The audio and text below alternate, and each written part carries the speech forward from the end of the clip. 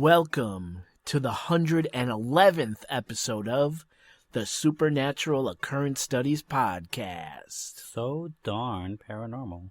My name is Jason Knight, host of the show, and with me, as always, is... Spectre, Oscar. Producer extraordinaire and podcast co-host. I like that. Yeah. I don't know what it is. It's kind of cool. Just gotta say it with confidence. That's it. Just gotta say it with confidence. Well, it's good to be back. I had a little break last time, so it's been about a month since we've been face-to-face. That's right. Recording. We're on normal mics in the podcast studio here at my home. You're not sick anymore? You don't have the thing? Oh, my God. Dude, Sorry. You guys saved the show. Oh, thank you. Because I could not get off the couch. Yeah. I was so sick. I caught food poisoning in California. Mm-hmm. So we went to Laguna Beach to work the end of last month to close. I'm now an area sales manager, it's called. And I basically oversee 30 organizations that sell my company's products. Yeah. And I kind of help them run their business, right? So the end of the months are a very important time to close business. Get the numbers in the end of the month, right? Makes sense. So our boss likes to take us places to do that. And, different parts of the country, usually warm areas. And we have a location, a branch for my company in Irvine, California. Well, he said, fuck Irvine. We're going to stay in Laguna Beach. Nice. So for the week, I got to stay in a hotel, beautiful hotel, mm-hmm. right on the ocean. I mean, I was literally closing business, watching dolphins flip through the water. I mean, cool. We were right there. Nice. I'm sitting at the ocean on the phone with customers, and it was great. It was great, right? Yeah. And one thing about transferring over to sales is sales guys love to party, and they're not afraid to spend money. Yeah. So it's, so we were on the West Coast, so it's 2 hours behind Central Time where I'm at. Yeah. So we would finish the day around 3 o'clock because our customers in the Midwest, it was 5 o'clock. Business is done. Yeah. So right at 3 o'clock, we would go to the roof of the hotel without even dropping our bags, ordering top shelf bourbon, whiskey, food, anything you want. One night we went out to dinner to this real fancy Laguna Beach steakhouse. Yeah. And again, anything we wanted. We literally had like lobsters in the middle of the table, and we're just ripping off huge hunks of lobster. There was 8 of us. That's how much lobster there was to go. And I was like full on lobster. Damn. And, I got a ribeye and I've been full of shit and steak, but never lobster. Lobster, I mean, that, and oysters, just slamming oysters, drinking top shelf drinks, steak, lobster, all week, right? Yeah. So something happened where my body said, no more. Because the decadence is killing me. The decadence, I was overcome with decadence. Yeah. So the day I was leaving was a Saturday. Yeah. So we were there from Tuesday to Saturday, which is a very long time to be away from your family. So that Friday night, we went out and we did it up. Again, drinking top shelf drinks, eating steaks, going to different restaurants and eating in one night, just. So around 10 o'clock that evening, no, earlier, 8 o'clock that evening, I started getting this really weird feeling in my belly. And so did one of my coworkers, Randy Tucker, somewhere out there radio, right? Yeah. He was with us. She's like, dude, I don't feel good. I'm like, you know what? I don't feel good either. Like, all of a sudden, my belly got really hard. Like, it just felt weird. It felt strange, right? So I'm like, hard. Okay. I'm gonna go back to the hotel room. I know it's our last night, but I'm gonna be a pussy, and I'm gonna go back to the hotel room, and I'm gonna go to sleep. So it was like 9 o'clock, right? Our flight left Santa Ana Airport at 8 that morning, Saturday morning. So I had to be up and out of the hotel by 4:45. Early ass for me. Yes. Right? We'll be up later tonight recording this episode. So 4:45, very early. Yeah, very early. The entire night, man, I had the sweats, I had the shakes. I'm ejecting both ways. Both orify. Oh, so like the eardrum canals and the eyeballs? No. Okay, not those 2 ways. No. Okay. The other 2. Belly button. I mean, we're talking, I'm in the shower trying to get myself together, and I had to get out of the shower and just hug the toilet. I mean, dripping wet, buck-ass naked, horrible shit, right? Not good, yeah. I actually went down to the front desk and I asked him, like, how much is another night? I'm never going to make it. Because it's like a 35-minute drive to the airport, no traffic. Then it's a 4-hour flight. Then it's getting your luggage, getting your car. I'm like, there's no fucking way I'm going to make a flight without destroying something on that plane, right? I'm like, oh, we're booked up, It's Saturday. Everything's full. It's like, shit. So I wound up making it home. Yeah. But the food poisoning is what it wound up to be. Was so bad, I couldn't get off the couch. Yeah. And we had an episode to do. Yeah. And you and Lexi saved the day. I couldn't eat solid food for another week. Wow. So I lost weight, but something something in my body that food poisoning reset something. Yeah. Because now I'm on a healthy eating kick. Yeah. I'm cutting more weight. Clothes are fitting better. So I'm going to go with it. Yeah. So in other words, thank God for the food poisoning. Nothing like a wake-up call to wake up your exactly call. But I was so sick. And I think you guys did a great job on episode 110. Thank you. I called it Quoth the Raven. Yeah. To use your episode title. Yeah. And you actually said it in the episode. Yeah, I did. So it works perfectly. Yeah.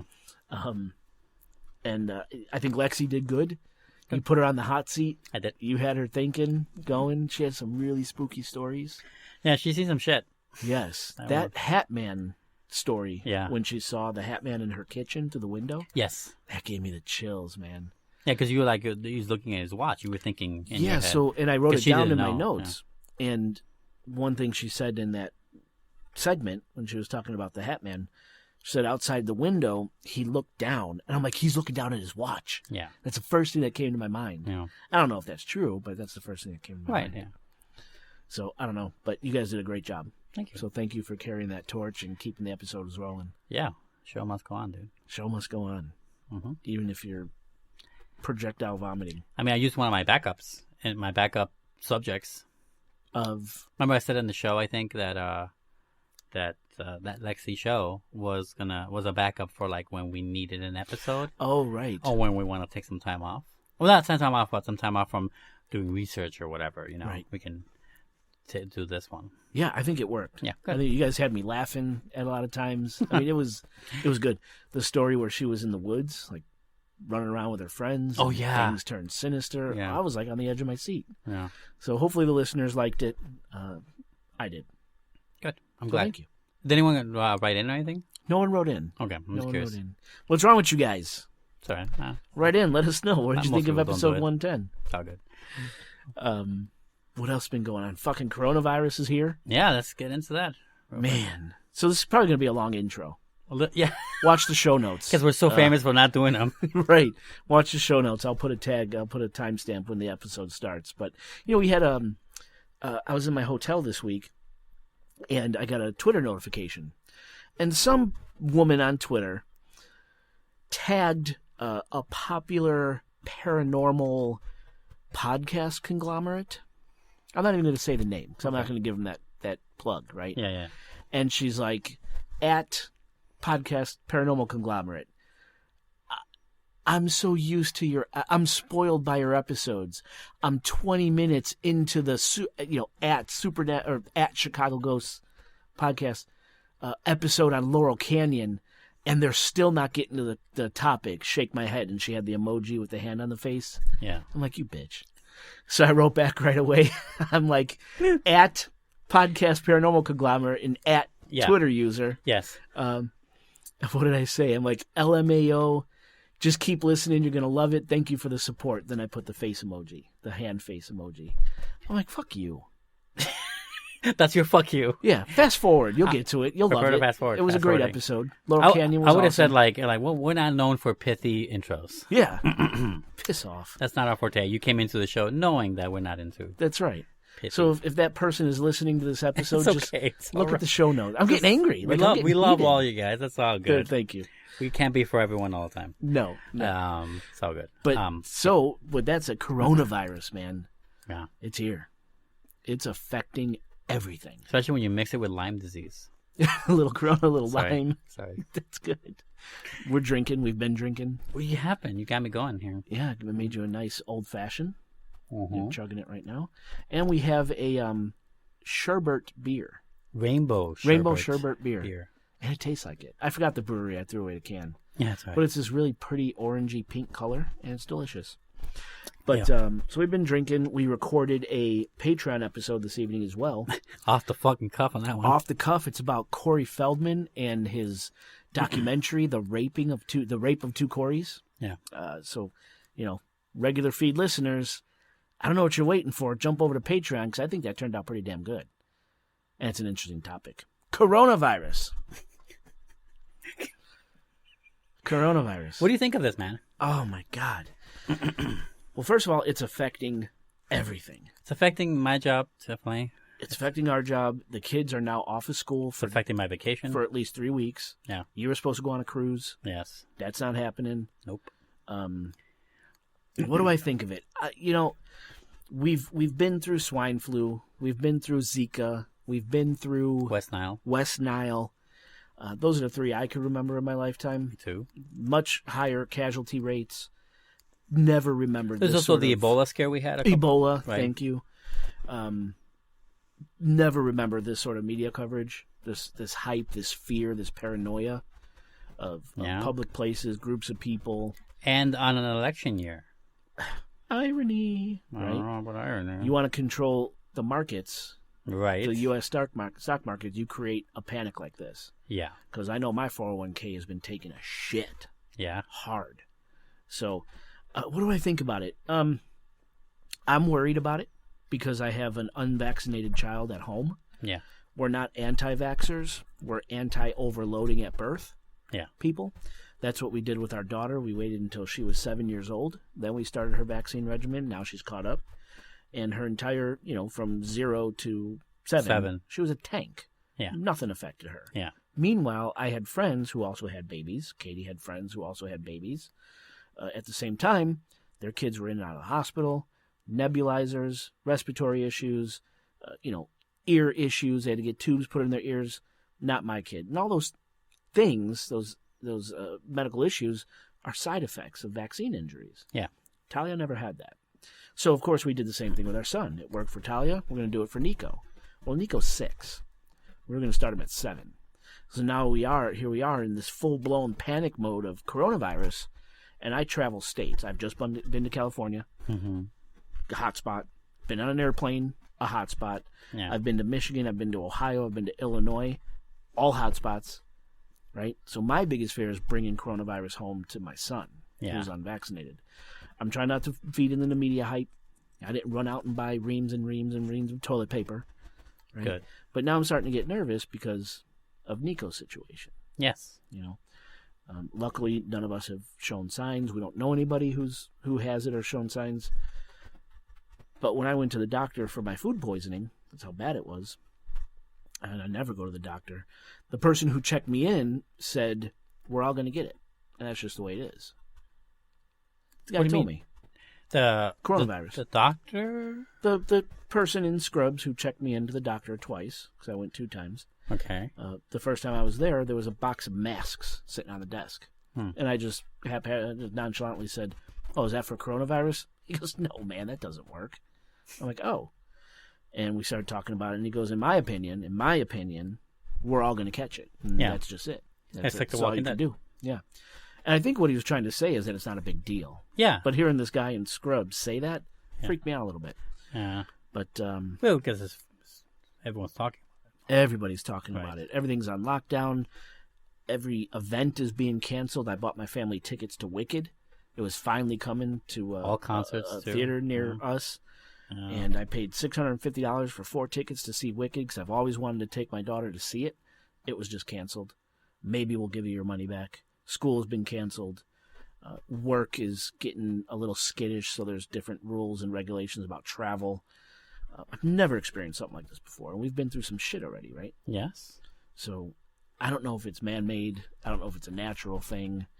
I know coronavirus is listed on the back of my Clorox wipes, and we bought those Clorox wipes way before this fucking thing happened. So coronavirus has been around. It's a different strain, but it's been around. We knew about it. You can tell me we didn't have a vaccine or something to help mitigate the symptoms and the... Yeah, I don't know how that science Very works. strange. Yeah. It's very strange. I'm afraid I don't know enough to say because it's a science that's so particular. Yeah. You know, that kind of stuff, that kind of study. I don't even know. That'd be, what kind of science is that? Biology or is that chemistry? Biology, right? Fuck, I don't know. Virology? Biology, yeah. Biology or but usually it's bullshit. It's a sub study of something bigger like that. I don't know. Immunology? I don't fucking know. I'm not a doctor. Well, no, we're not. I'm a podcast host. Yeah, even those doctors are like research doctors, right? They're specialized, right? Yeah, stay in labs and shit. But there's tons of conspiracy about it, right? China created it because there were these protests and things going on in the streets. Yeah. Suddenly we have this pandemic. You get off the streets. The protests were gone. You know, China's saying we created it and launched it against them. We're saying they created it and launched it against us. Who the fuck knows? But it is an election year. Yeah. The markets are tanking. Who's in control? Trump. Right? So look what and Trump he's been did. giving some shitty answers too. Yeah. He has no idea what's going on. Yeah. He sounds that way anyway. Right.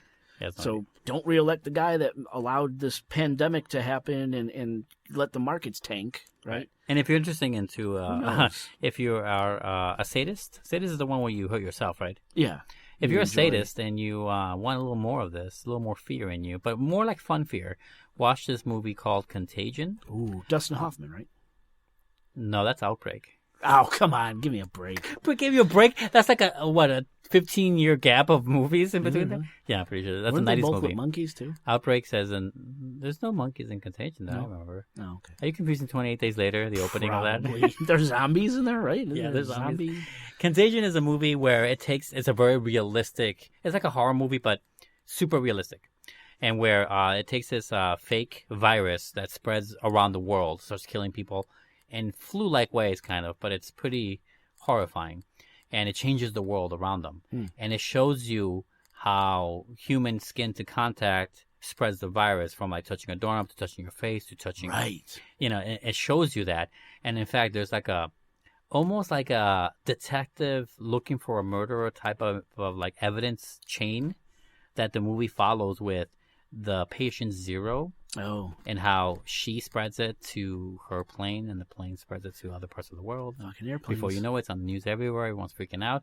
There's like people leaving cities, and now that's an extreme version of it. But if you want to find out a realistic version of a worser virus out there that could easily happen, and in fact, the movie ends. This is not a spoiler because I'm telling you, but I'm not telling you how. The movie ends with showing us how the virus was created. Randomly, how the randomness of life created this virus in a vacuum, you know, and it's so horrifying because it could happen today. It is, or right? It is. Right. It could be this, right, or it could be something like this. Yeah. It's horrifying. It's cool, but that's the worst part about that movie. Obviously, is that in the movie they're showing a worse virus. So thank God it's not that for us. Not right but at now, the same time, not. in that movie, they're showing a competent government. Oh. You know, like one leader, you know, doing what needs to be done, getting the people that needs to be get to research and find the truth, deploying the vaccine, if ever, all this stuff. But nope, not no more. We're not getting that. They say they can't make a vaccine for it, or it's going to take a year to have the vaccine made, tested, approved, and out to the public. And what he's saying is lies too half the time. I'm saying in our case, not the world, but Italy is acting differently than China. China's acting differently than France. Yeah. No one's fucking Italy is controlling anything. No, well, Italy's WHO trying. or what is that? WHO. Yeah, World Health Organization. I mean, they're the closest. I mean, better than CDC right now. I feel like the way they've been delivering information seems a little better from what little I've gathered, and still feels like no one's in control of anything. No. Italy's trying. The whole northern part is locked down. Locked the fuck down. These people can't leave their homes. Nope. There's police walking up and down the street. Yeah. That tried to happen here in the United States. Every good old boy would be grabbing their guns. It'd be like Watchmen. And going to war. Yeah, right. The series. Yeah, the series, yeah. It is frightening. And the media is... Everything is about coronavirus. Every email I receive right now is about coronavirus, from from my bank, from my credit cards, from the mortgage house. Mm-hmm. ADT, my security system, sent an email about fucking coronavirus. Yeah. I mean, it is mass panic right now. Yeah. I mean, my job, I work at Starbucks. So, like, people were asking me today about if we're shutting down because schools are shut down for a month. Yeah. So, like, we're getting noticeably less people in the store. Not that's going to affect my hours right now. I hope not. I hope it doesn't. Yeah. But some stores have closed, Jay. Starbucks have closed. Yeah, some. Now, higher volume areas, not. And it doesn't look like they will be. But some of them are like delegating, like especially drive-through stores, which I am not one of them, by the way, are going to just do drive-through only. And not let They're thinking, in. Right. They're thinking I'm just doing drive-through only. Have you eliminated cash? No, you told me that today, and I haven't heard a whiff of that. Yeah, there's some places, some stores that only want you to deal in credit card. No, now. we want the money. So my daughter's a Girl Scout, right? And they do. It's cookie season right now, and for the cookie booths, they don't want kids playing with cash. Yeah, credit only. So I don't know, man. Manufactured, not manufactured. Truly a pandemic, not truly a pandemic. I don't know. Yeah. But the media is sure not making that better. Is just terrifying people. Fanning the flames. Yes, 100%. Yeah, I'm really worried about the human on human problem. That's all I care. That's really what's worrying me. Not the virus so much. But I'm also in a very much more comfortable position of not having children, or not having to care for like my older 60 plus older mother or grandmother. I'm not doing that. Oh, that's a good point too. I have a friend at work. Yeah, him and his wife are.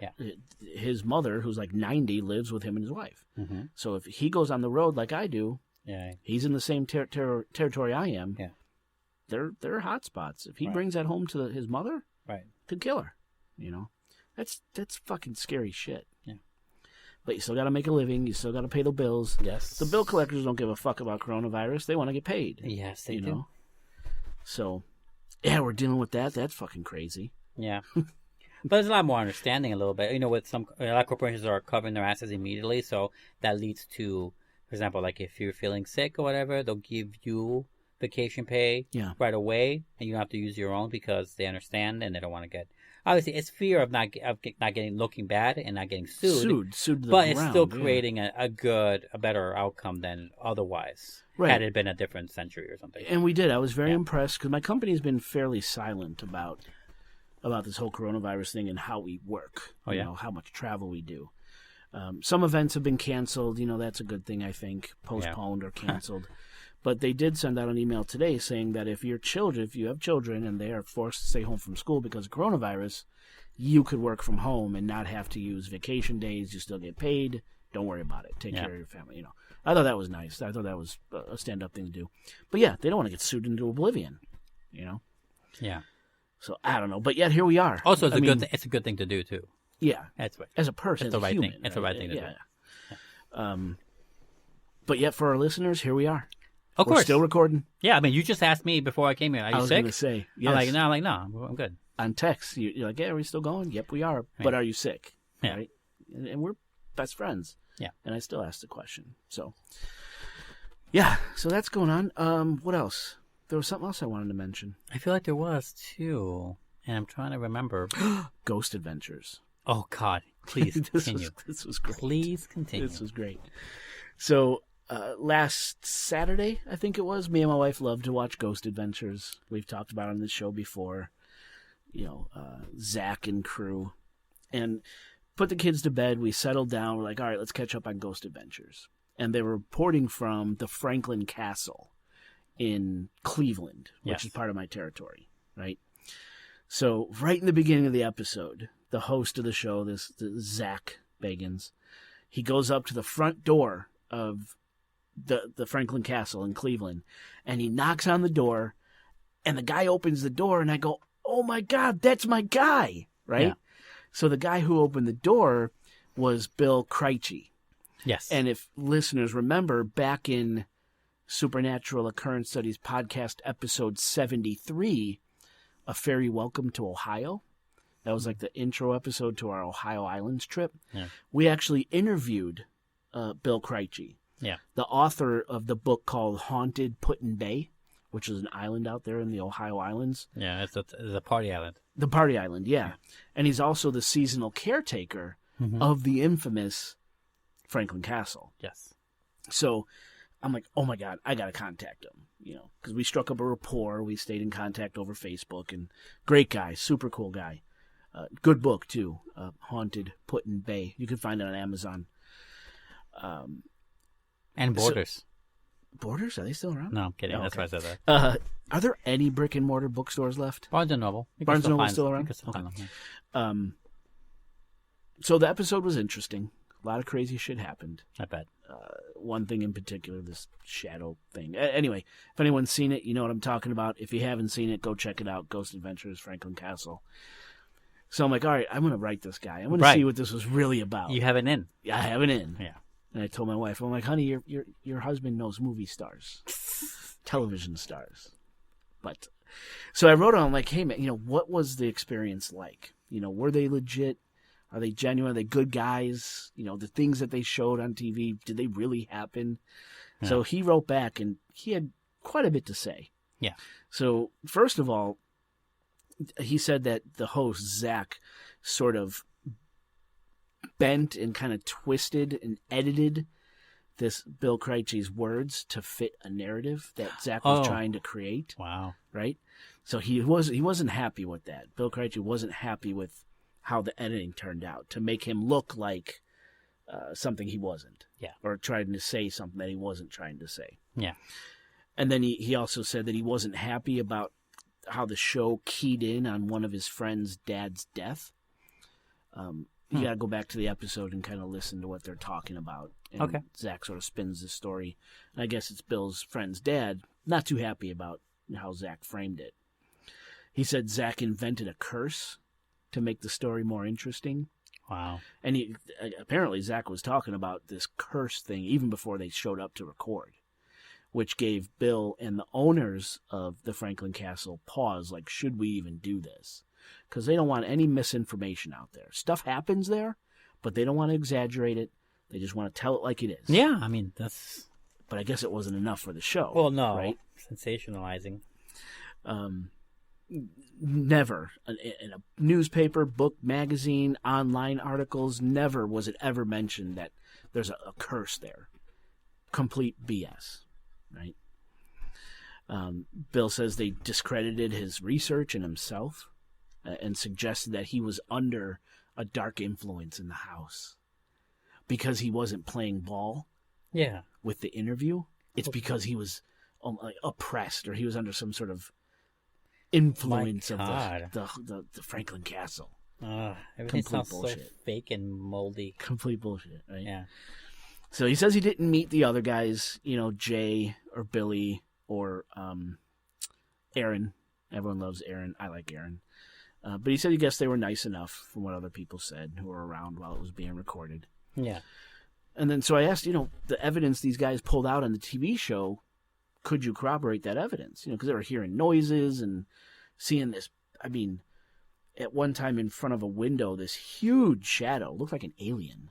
It had this long head, and it kind of creeped in front of this window, and you see it. I mean, clear as day. I got the goosebumps when I saw it, right? Nice. So I said, any truth to any of this? Yeah. So Bill said in the Franklin Castle, he has heard voices, he's heard weird sounds, seen lights turning on and off, and he's witnessed things being tossed around a few times. He don't know what the thing outside the window was, right? But his friends made jokes after the show, after the airing, saying, oh, leave food out there, see if you could attract it back. Right. Said he doesn't know what it is, if it was real, if it was fake. He can't say either way. But one thing the Ghost Adventures show or the Travel Channel did do is they made Bill Krejci sign a NDA, a non-disclosure. Yes. So for me, personally, this isn't Bill's words or anything, but that throws up a red flag. Yes. If these stories are legit and the curse is real and anyone could research this stuff, why the NDA? Yes. So, I don't know, listeners.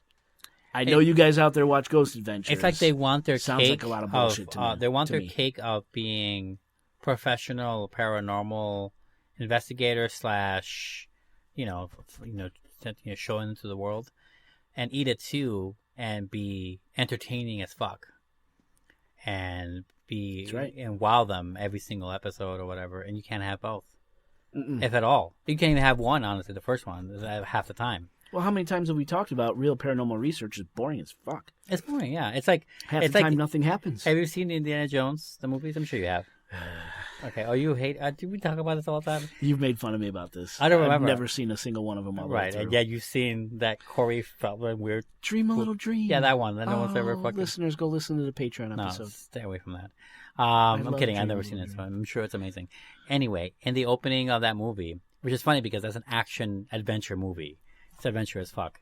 Indiana Jones is talking to his class. He's a historian, right? He's a history class.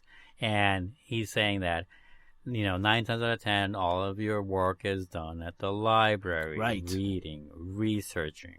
He's saying all this stuff. But of course, like 10 minutes later, he's in some hot area with a girl that would kill for him right before shooting Nazis, so obviously the movie is just making fun of, but he's right though, because he's describing every other historian on the planet except for him. Right. And that's how paranormal research is.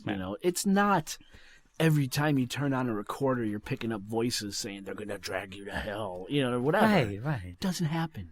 Right. Every time you flip on a camera, you're not going to see something crazy. No bullshit. Bullshit, yeah. So I wanted to share that with the listeners, that I got a little bit of insight, not too much because of the NDA that Bill had to sign, but I did get a little bit of information behind the scenes. And for me, I have enough. But I've never seen the show, and I don't care to watch it. So. Yeah, they're fun. They pass time. But they pass time. But yeah, Bill, thank you for the insight. Love you, man. Sorry you had a negative experience with that. I did ask him because I find myself in Cleveland a lot. One of my big customers is in Cleveland. Yeah.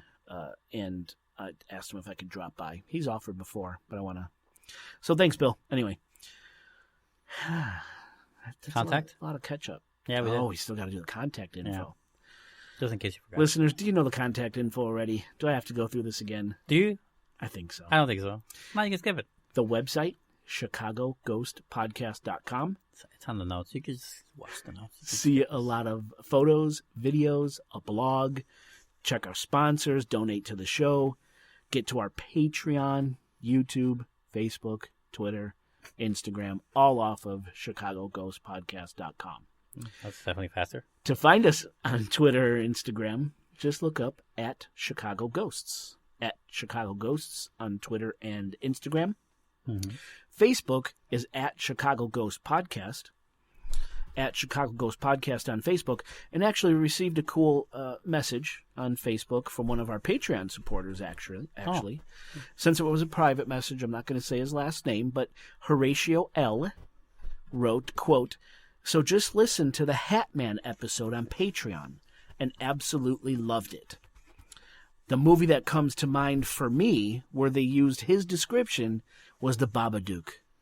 Oh, that's a good one. It had to be a play on the Hatman. Oh, yeah. Just wanted to throw that in there and tell everyone that coming from a subscriber on Patreon, they're really missing out," end quote. So listeners, listen to Horatio, get on Patreon, help support the show. Oscar, what do you have to say? Horatio, Jesus, you blew my mind. I forgot all about the Babadook. I love the Babadook. I did too. That was a great movie. I love that movie so much. I got the legit pop-up book. You do have the pop-up book. I have the pop-up book. I special ordered. I was one of the first 100 people that ordered that fucker. Waited 2 years for it. You waited 2 years for the book? At least a year. I waited a long time for it to be made and released, and best $60 ever. And then I got it at home in a box still because I don't want to release it. I remember you brought it here and showed us. Yeah. I think I took a picture on Instagram of that book. Love that movie. I didn't think of that. The fucking hat. Good job, Horatio. Good job. And thank you for your support on Patreon.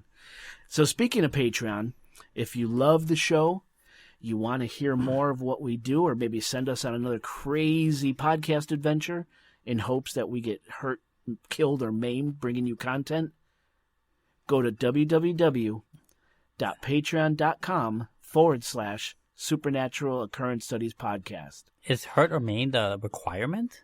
No, but some listeners are sadistic. Yeah, they are. So, hey, I'll take it. That's tripdubs.patreon.com/Supernatural Occurrence Studies Podcast and pledge your support for the show. For just $5 a month. That's how many cents a day? Oh, shit. I'm fucking with you. I'm just This is like 15 cents a day or something. I'm just fucking with you. Yeah, just $5 a month. You get access to ad-free Patreon episodes and Patreon-only podcast episodes. Podcast episodes that will not appear on our regular podcast feed. And we have different levels of support, so go to Patreon, check it out, pledge your love for the show. All right, YouTube. A lot of content on YouTube. Oh, yeah? Has there been? Yes.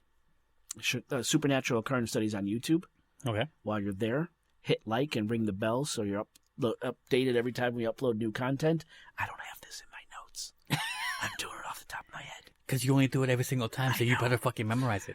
Call us or leave us a text message at Chicago area code 872-529-0767. That is... 0767. No, I researched this right before we started here. It's actually Toadsuck, Arkansas. Toadsuck, Arkansas. That's a real town. That's a thing. That's a thing. Toadsuck. 2 separate words. Arkansas. That's where you got it from. I've seen it myself. I tried calling that number. It reads to like a Magnum Insurance / Rotary Phone Repair Shop. It's a very strange place, Jay. I don't know why you would send our customers there. I mean, our listeners there. Oscar, I promise you, that is a Chicago area code. 872-529-0767. You leave us a message, you leave us a voicemail, we'll read them and play them on the show. And who doesn't like to hear their voice broadcast across the world, right? I know I do. Clearly, absolutely. I think that's it. I mean, contact at chicagoghostpodcast.com. Oscar, let's take a break and get into this horrible, horrible episode.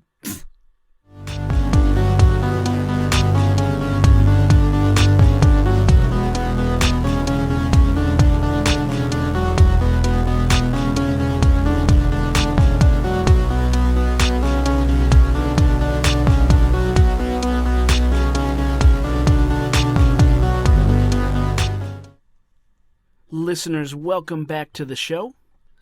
Well, the lights are turned down low, the ceremonial candle is lit, and the drinks are flowing.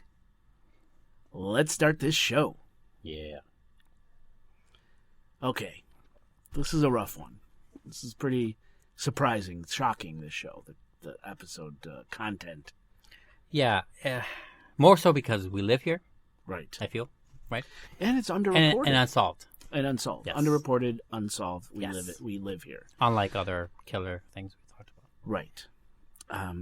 So, last year, so in 2019, as of the date of this recording, in 2019, Chicago Congressman Bobby Rush brought together a panel of police, prosecutors, and criminologists to address his concerns that the unsolved strangulations of 51 mostly black women on Chicago's south and west sides between the years 2001 and 2018 is the work of an unknown serial killer, or perhaps serial killers, stalking the streets and alleyways of some of Chicago's roughest neighborhoods. Yes. The killing fields seem to center on 3 areas in Chicago: the South Side, the far South Side, and the West Side. Now, it's got to be said here, these neighborhoods, they're not neighborhoods we would be in. No. You and I. I'm from the Northwest Side. Right, as am I. Originally from the South Side, but not this South Side. Yeah, right. This is separate South. This is separate South Side, especially far South Side. You can even sense the difference when you're driving just past them. Yes. There's a huge difference. Like when you hit predominantly Mexicans, when you hit predominantly black, when you hit like a combination. Sometimes you can feel the combination of the transition blocks. And then you hit the really black neighborhoods. Right. Right. Like Beverly on the South Side is a predominantly black neighborhood. Yeah. But it's a middle-class black neighborhood. Really nice. I have cousins in Beverly. Yeah. And they're Italian, right? But we're talking about neighborhoods that you and I don't go to. If we go to those neighborhoods, police are profiling us and pulling us over. Yeah. And saying, what the fuck? And I've had it happen. Yeah. Why are you here? Get out. Like you in don't Training belong. Day. Exactly. Remember that scene? Yes. Yeah. Because they assume you're automatically up to no good. If you're white, you're buying drugs in these neighborhoods. Correct. Right? And they will pull you over and profile. Yes. And it's happened to me and a lot. I have a buddy that works Garfield Park, for example.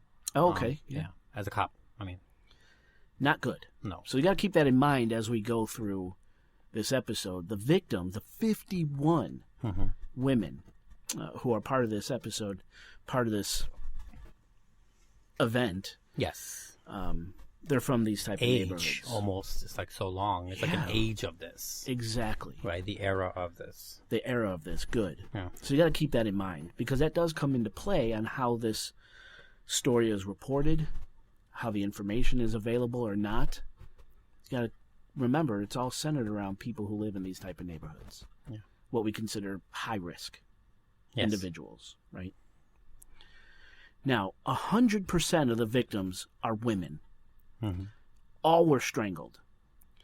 A huge portion of the victim count were sex workers with a history of drug abuse. Mind you, not all, but a disproportionate number of victims were in the sex business or had a history of drug abuse, or both, as both tend to go hand in hand. But there are victims among that 51 count that had no police records, just normal women. 76% of the victims are African American. 94% of the victims were found outside, in alleys, in vacant lots, or in garbage cans. 75% of the murders had a clear sexual component to them, and the median age of the victim has been increasing over the last 15 years, which tells authorities that the killer or killers is comfortable with older targets and comfortable with himself or themselves as they age, as well as their targets as they age. Does that make sense? Yes, it does. So before we get into the names of these victims and what happened to them, I want to talk a little bit about strangulation for a minute. Strangulation, it's an incredibly personal way to kill someone. The killer is on top of the victim, facing them, looking in their eyes, and smelling their terror. This isn't a gunshot from a block away. It's up close and personal. It's a sign of power and control over the victim. In strangulation, the cause of death is cerebral hypoxia, secondary to compression, and thereby a constriction of the vessels supplying blood to the brain. It's been estimated that applying pressure on the neck can cause unconsciousness in approximately 5 to 15 seconds, and death can occur in under 5 minutes when those vessels supplying blood are constricted. Yeah. Studies have shown the most frequent motives for homicidal strangulation have been rape, sexual jealousy, and personal rivalry. Crimes of passion. Crimes of passion, yeah. It has also been suggested that females are the predominant victims in homicidal strangulation. As high as 75% are females, because they're more likely to be targets of sexual assaults. And strangulation may occur to overcome their resistance during the unwanted sexual act. Yes. Strangulation has been present in approximately 35% of serial murderers and serial murders. Furthermore, it has been shown that compared with single homicide offenders, serial offenders or the serial killers are more likely to use strangulation as a method of killing. The serial killer expresses his rage and personal focus on the victim during strangulation. So, for the following victims, all 51 victims, and I'm going to talk about all of them at a high level, their final moments must have been horrifying. And really, our thoughts and prayers go out to the victims and their family and loved ones. And later in the show, Oscar and I will discuss 6 of those victims and dig a little deeper into who they were and the circumstances surrounding their murders. If the information was available, that is. One thing we both noticed, researching this story, not a lot of information about these women is in the news. Most of the information was high level and really wrapped up into the overall story of a possible serial killer. So the women became mostly just a number instead of individual people with lives and stories to tell. I think that says a lot about how high-risk, disenfranchised, lower-class blacks are thought of in the media. Because I'll tell you one thing, the white victims in this story, plenty of news stories about them. Bad. And I actually cover one white victim later in this episode. And if the victim had money, one victim I researched was black, and she was in fact quite successful. Again, plenty of information on her, but not the others. And I think that speaks volumes about the state of things. What does high? You said high information. What did you say about them? High information. High. Well, just a high number of articles about. No, before that, how we only have about the 51 women. We're going to go 6 in depth, but the other ones we have high level information. About high level information. What does that mean? So just their name, where they were found, how they were killed. I'm curious why they call it high. Or high level information. You know, we're not getting down and deep. There's not a lot of down. Oh, deep. Like surface level. That's what you mean. Surface level. Okay, yes. no, I didn't know if it was like a term I didn't know. Yeah, no. Cool. Yeah, high level, surface level information. Just in case very basic Gotcha. Information. Cool. Unless they were white or unless they had money. Right. Which one of the victims did, which says a lot. Does say it's unfortunate. Says a lot, and it says a lot of something very well known already. Unfortunately, too. It's not like, oh, it's the first time I ever heard of this kind of behavior. You're right. Right. You're right. It's sad. The media is a son of a bitch. Now, before we get into each victim, I want you to know that this surface-level victim information came mostly from a nonprofit group called the Murder Accountability Project, and a map they put together to plot locations where victims of this possible Chicago serial killer, the serial strangler, were found, dead, strangled. That's really the best source I've found that mentions each victim, their age, their race, and where their bodies were found. Now, I've also created my own Google map showing each victim and where they were found. The Murder Accountability Project map is great. I mean, that's where I got a lot of my information, but it's something like 17 small maps that you click on. It doesn't really give you the big picture, which is why I wanted to create my own map, so you could really see how tight of an area and the cluster areas where these victim bodies were found. And there's a link in this episode's show notes to my Google map. So listeners, check out my map and follow along.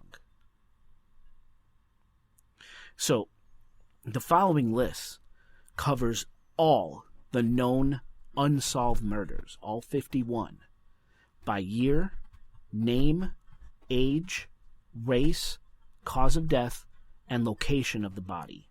Body found inside, outside, in a dumpster, in abandoned building, etc. Burned, right? So we have to go all the way back to 2001 because this has been going on for a long time, and probably even longer than this. The original body count was somewhere around 75, but about 25% of these female victims, their murders have been solved. About just 25%, which would leave that 51 that are still unsolved. 51 unsolved. That's a lot. And as I read through this victim information, you're going to hear all of the similarities. But yet this is barely reported. Yes. Barely talked about. I mean, barely researched. I mean, now a little bit more, but yes. And I'm glad we're bringing it up to light too. Exactly. Yes. Good. So, in 2001, and I'm going to try to get everyone's names correctly. Some of the names are a little strange. I'll do my best. Don't send us hate mail. In 2001, there were 6 murders fitting a certain MO. Yeah. What's believed to be the first murder in this too long list of victims is that of 32-year-old Angela Ford, black, found strangled on January 4th, 2001, in the basement of an abandoned building at 209 East 46th Street. That's what they think is the first. Then there was 41-year-old Elaine Bonetta, Hispanic, found strangled outdoors, lying face down on the sidewalk at 2452 West Bloomingdale Avenue in Chicago. These are all in Chicago. Then there was 42-year-old Charlotte Day, black woman, found strangled in a vacant lot at 3432 West Monroe, again in Chicago. There was 39-year-old Saudia Banks, black, found strangled on her apartment floor at 3544 South State Street. Rough. Not a good area. Then there was 52-year-old Brenda Cowart, black, found strangled in a vacant lot at 7540 South Halsted. Finally, in 2001, 33-year-old Winifred Shines, also black, found strangled in the rear yard of the Stop and Buy clothing store at 11125 South Michigan. 6 murders, 2001, all with similar MO. Yeah. In 2002, we had another 6 murders. Damn. We had 44-year-old Gwendolyn Williams, black, found strangled behind a dollar store at 4832 North Sheridan in Chicago. Then there was 36-year-old Lorraine Harris. She was white, found strangled at the end of an alley located at 5059 North Ridgeway. We have Deli Jones, black, found strangled in a vacant garage at 4615 West Erie. 20-year-old Jody Grissom, white, found strangled behind 2 large City of Chicago garbage cans at 5143 South Austin Avenue. We have 43-year-old Bessie Scott, black, found strangled inside an abandoned beauty salon located at 1608 West 47th Street. And finally, in 2002, 37-year-old Celeste Jackson, black woman, found strangled in an alley located at 724 East 104th Street. How much more similar could these things be? These murders, I shouldn't say things. How more similar could these murders really be, right? In 2003, fucking 8 murders in 2003. We had 38-year-old Lucette Thomas, a.k.a. Mary Thomas, black woman, found in an abandoned garage. She was strangled, but also had the obvious signs of blunt head trauma as well. It's thought the blunt trauma was the main factor in Lucette's death, and strangulation was a contributing factor. Her body was found at 3522 West Jackson. We have 29-year-old LaTanya Keeler, black, found strangled in a garbage can at 803 South Keeler, thrown away like a piece of trash. 2003, there's 30-year-old Tarika Jones, black as well, found strangled in the basement of a vacant building at 1549 South St. Louis. We have 20-year-old Rosenda Barocchio, classified as white, found strangled lying face up in an alley at 2725 West 15th Place. 21-year-old Latricia Hall, black, found strangled in a vacant lot at 2031 West 58th Street. 36-year-old Ethel Amerson, also black, found on the second floor of an abandoned building located at 6019 South King Drive. She was found strangled with obvious blunt force trauma to her head. 42-year-old Linda Green, black, found strangled in an alleyway belonging to the Norfolk Security Company at 6804 South Chicago Avenue. And finally, of that year, 55-year-old Nancy Walker, black, found strangled and dismembered by a cleanup crew picking up trash near 10801 South Stony Island in Chicago. So that was all 8 from the year 2003. There were 3 murders fitting this MO in 2004. There was 37-year-old Tamala Edwards, black, found strangled in an alley behind a garbage can located at 2210 North Mango. 18-year-old Makaleva Williams, black, found strangled outside behind Wood Brothers Stamping Steel, located at 2416 Ogden Avenue. And finally, in 2004, 40-year-old Michelle Davenport, also black, found strangled inside a city garbage can at 1943 West 69th Street. The garbage containing Michelle's body was located in a vacant lot, covered with high weeds. 2005, we have 5 murders. 35-year-old Denise Torres, classified as white, found strangled in an alley at 2046 South Whipple Street. I know exactly where that is, too.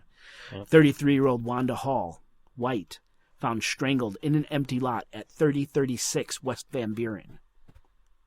40-year-old Shanika Williams, black, found lying on the ground strangled behind a vacant building located at 4231 South Prairie Avenue.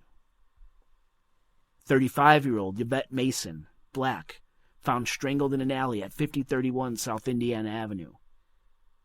And finally, 23-year-old Precious Smith, also black, found strangled in an alley at 6918 South Carpenter. Fuck. Oh, man. Already, and it's, you're barely halfway? I'm only in 2005. Yeah. All of the pattern. Now we're up to 2006. There were 3 murders in 2006, fit in our MO. There was 34-year-old Kelly Sarf. She was white, found strangled in the basement of an abandoned building located at 3512 West Monroe. There was 22-year-old Margaret Gomez, again classified as white. I don't understand, but there's not enough information to figure out why she's classified as white. Married? I don't know. Maybe she's half? Yeah, or maybe half. Maybe it's a married name, Gomez, and she was white. But Margaret Gomez was found strangled in a City of Chicago junkyard, her body next to a forklift. The junkyard is located at 4200 South Knox Avenue.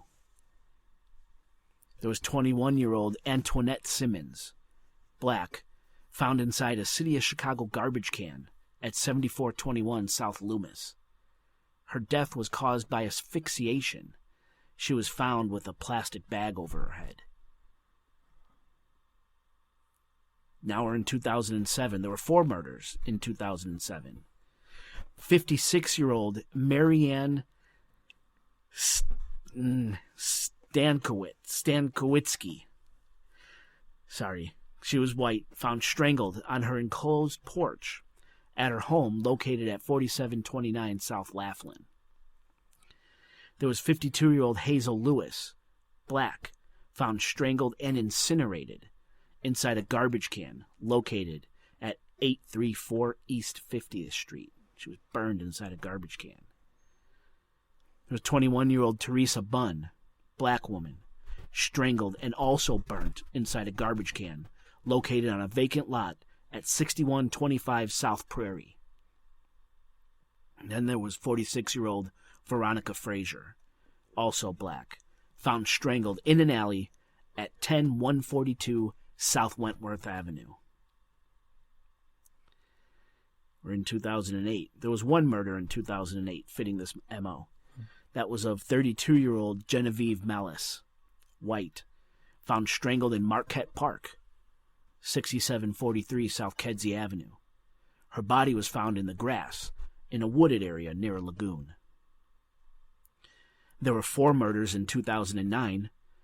That of 32-year-old Vanessa Rajkokovich, white, found by the river near 5100 North Central Park. Vanessa's death was due to asphyxiation, as she was found again with a plastic bag over her head. There was 36-year-old Shannon Williams, black woman, found strangled in an alley at 4920 West Adams. There was 29-year-old LaToya Banks, black, found strangled in an alley at 3334 West Congress Parkway. And finally, in 2009, there was 54-year-old Charlene Miller, also black, found strangled inside her apartment at 5401 South Ellis Avenue. There were 2 murders in 2010. 43-year-old LaFonda Wilson, black woman. LaFonda was found strangled and unresponsive in an alley at 4314 West Carroll. She later died. before police could get information. And there was 37-year-old Quanda Kreider, black. Quanda was found inside a bedroom closet on the first floor of an abandoned building located at 816 West Marquette Road. She was strangled and suffered obvious blunt force trauma to the head. There was one murder in 2011, that of 46-year-old Angela Profit, also black, found strangled in a vacant lot at 5525 South Calumet. There was one murder in 2012 fitting our MO, our pattern, that of 30-year-old Pamela Wilson, black, found strangled in a vacant grassy lot at 7831 South Low. Thankfully, in 2013, there were no murders fitting our pattern here. There was one murder in 2014. That's 50-year-old Velma Howard, black, found strangled in an alley at 622 North Holman Avenue. 2015 and 2016, quiet. No murders in those years. In 2017, though, there were two murders. 58-year-old Catherine Staterfield Buchanan, black, found strangled in the parkway at 3506 West Huron. 1 foot on the parkway grass, 1 foot hanging off the curb into the street. Feet were bare.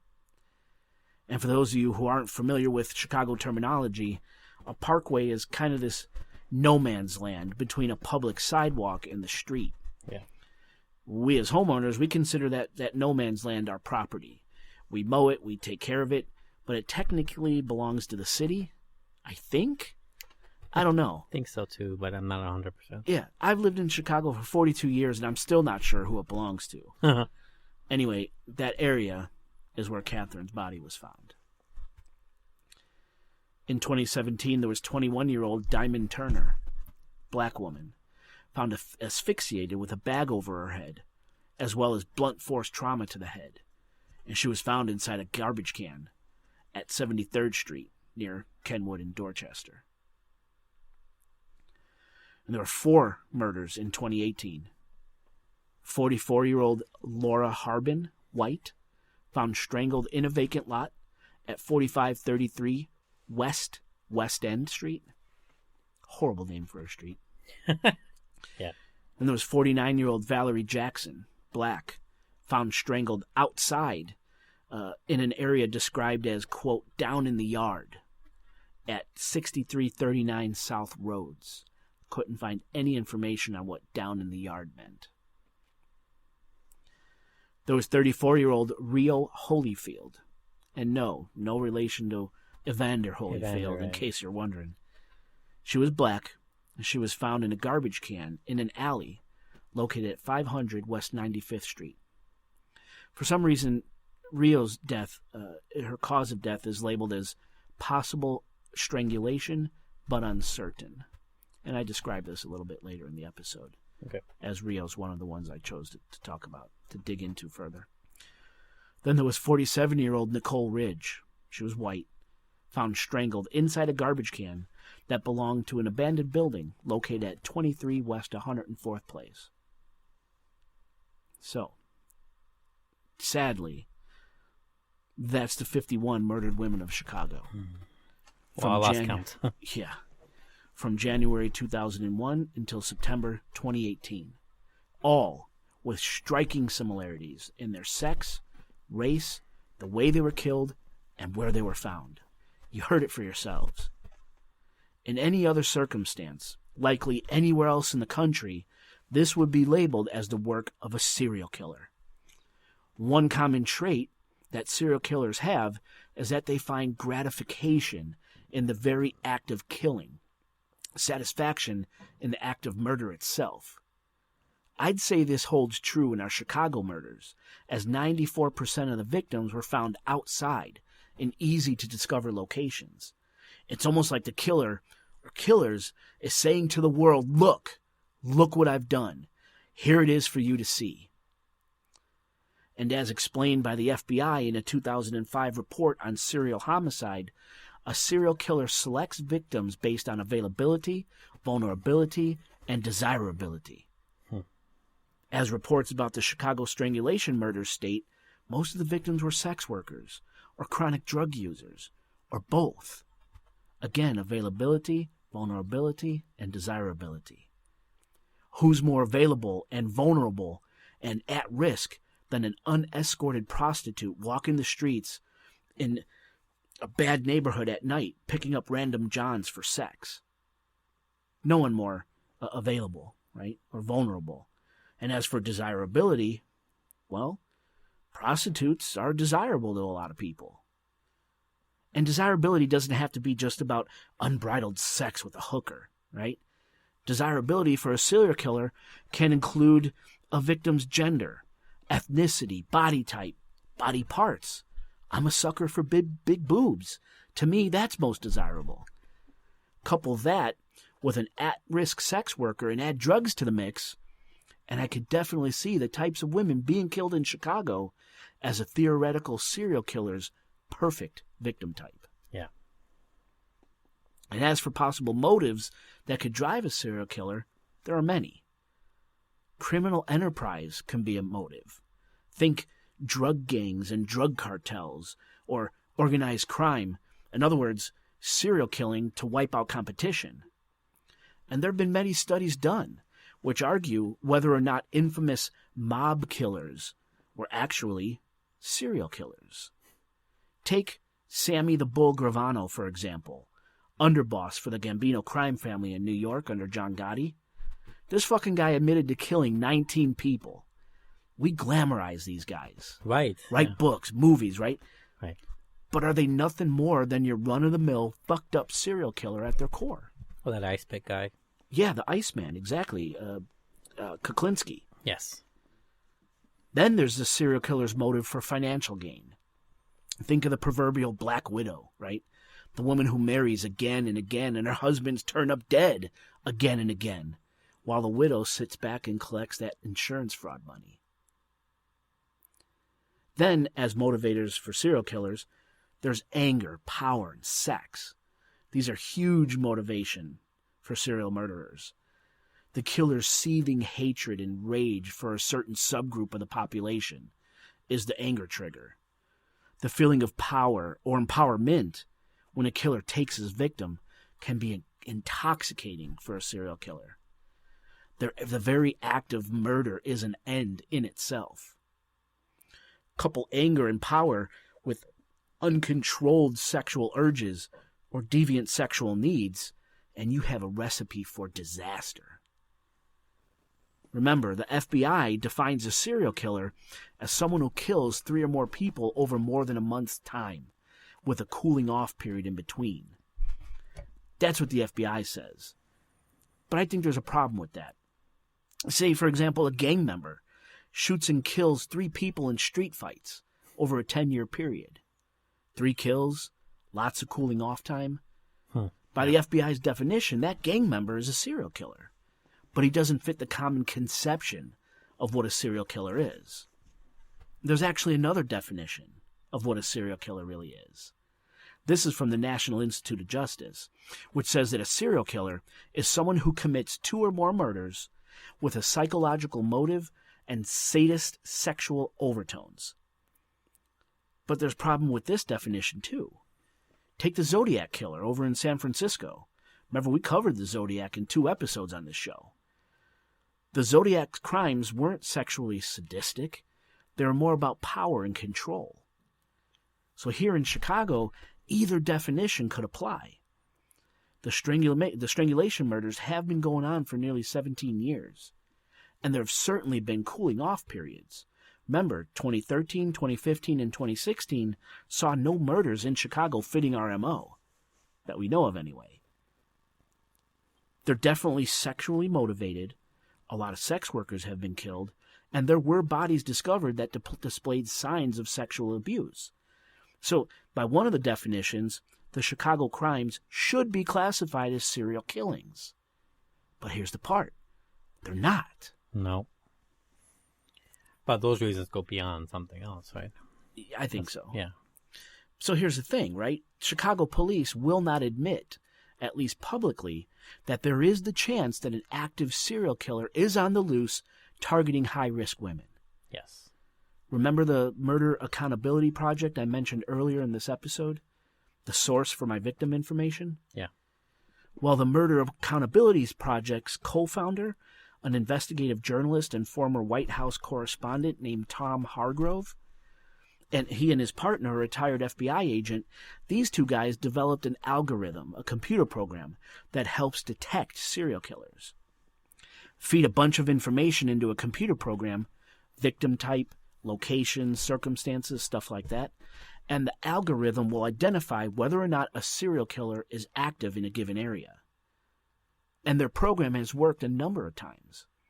For example, in 2010, Hargrove told Gary, Indiana, police, oh, lovely Gary. I saw this one too. Yeah. Hargrove told Gary, Indiana police that they had an active serial killer on their hands concerning, ironically enough, strangulation killings happening in the area. But Gary, the police ignored it. Then in 2014, a man named Darren Dion Van was arrested and confessed to strangling at least 6 women over the years in Gary, Indiana.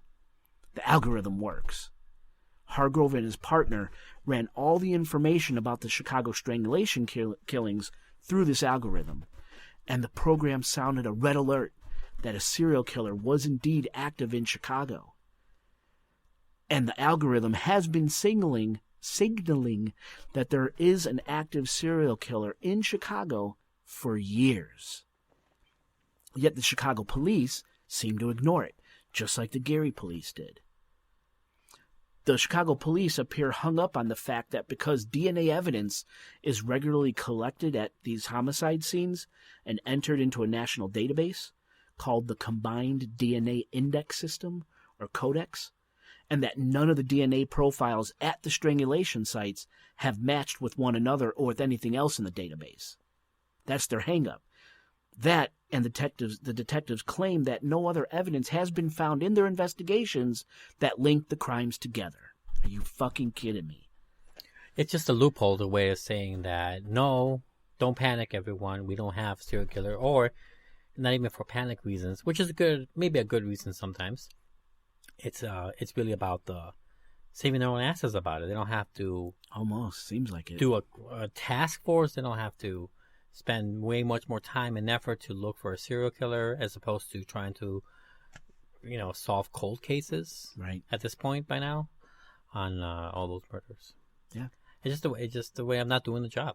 Not doing the job. It's a way of getting away from it without them looking bad. Right. Not doing it, right? Well, or something. Unfortunately, I think they do look bad. Well, yeah, of course. I mean, we think so. Yeah. Now, to use a quote from a Chicago police spokesperson, quote, "There is absolutely no information to suggest this is the work of a serial killer," end quote. You guys heard it yourself as I ran through those victims. Yeah. Okay. Now, I lean towards what Tom Hargrove said in one of his articles. He said that the Murder Accountability Project absolutely believes the killings are part of a continuing pattern and that it's highly unlikely the 51 murders were committed by 51 men. Period. That's where I lean.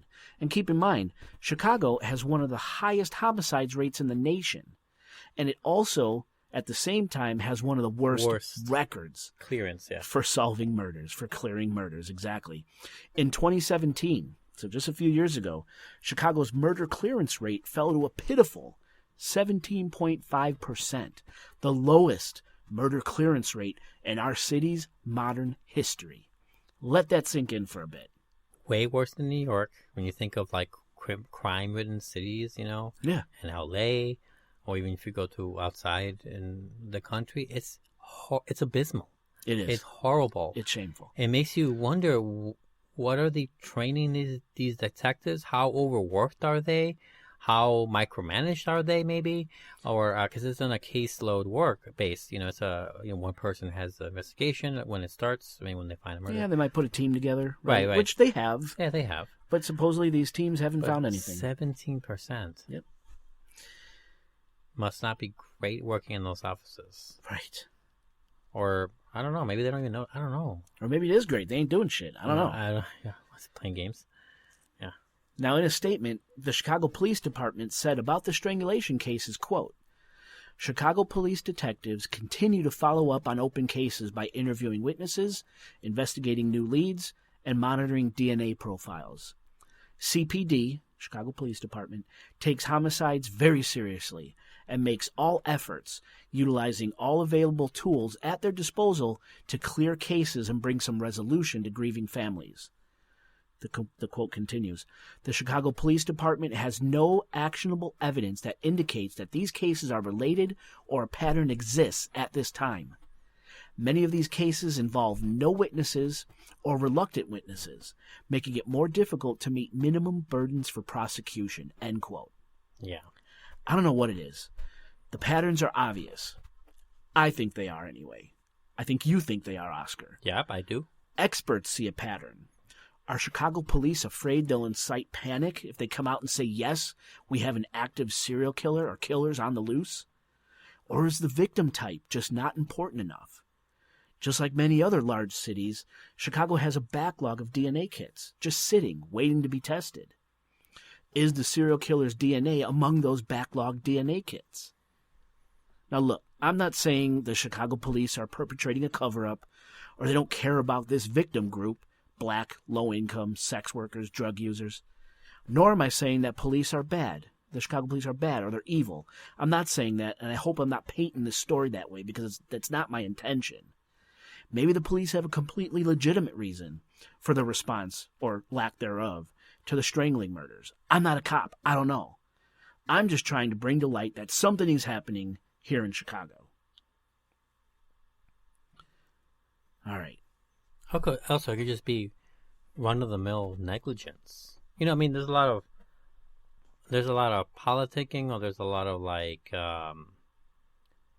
social problems regarding like institutions like the police, especially in a huge city like Chicago. I mean, it could just be like, I'm not saying they're indifferent. It's just like they try for a while and then they just don't make it, or they don't have a good rapport between whatever agencies they need to be in rapport with, or between police districts or something. Or, I don't know. There's always like some sort of like systematic problem with the due process of solving a murder or getting a murder solved or whatever. It's usually it could be a myriad of problems. Yeah. That we're not seeing. Right. Exactly. We're not working it behind the scenes. Right. Or maybe they don't want to let the killer or killers know that they're onto them. So nope, nothing to see here. Right. While in the background they're cranking ass trying to solve it. I don't know. Maybe. I don't know. Right. I would love that. But I think light needs to be brought that there's something fucking going on. Right. Do the research yourself. It looks like nothing, so we should bring it up. Yes. Definitely. All right. So, at the top of the show, I mentioned that you and we chose 6 victims total to delve deeper into, give you guys a little bit more on their backstory. Yes. Please remember, these victims, they're not just numbers. They're not an overall story. They're people. Daughters, sisters, friends, their mothers. They have family who love them, who miss them terribly, and who want closure as to what exactly happened to these women, to understand who committed these crimes and why. And they want to see that person or those people brought to justice. Remember, with such a high victim count, there's a possibility that these could be multiple serial offenders operating in Chicago. We just don't know. Yeah.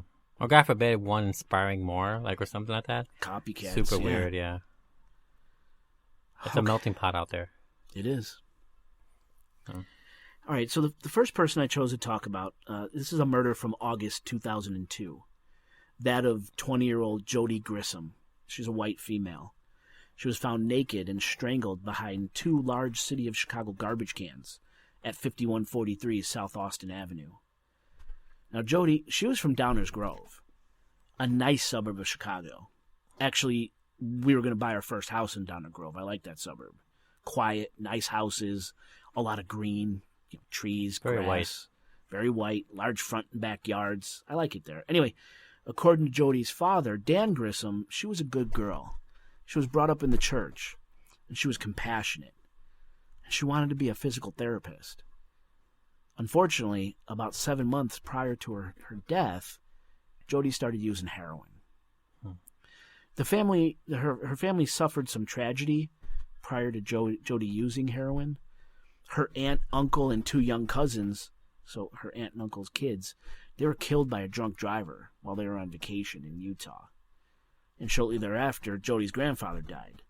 So maybe the deaths and the chaos in the family caused Jody to start using. I don't know. Makes kind of sense. Yeah.